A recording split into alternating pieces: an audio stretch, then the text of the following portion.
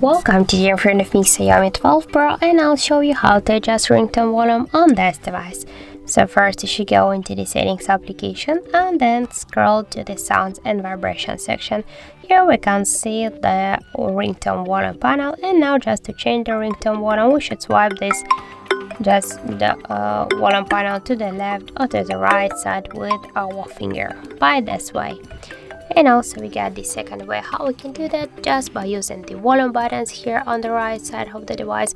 Just by press up or down volume button, that doesn't matter. We can click here on the three dots, and by the same way, but just swipe to the up or to the down to slide this volume panel, we can also change the ringtone volume of our device. So that's it. Thank you for watching, and if you find this video helpful, don't forget to leave a like, comment and to subscribe our channel.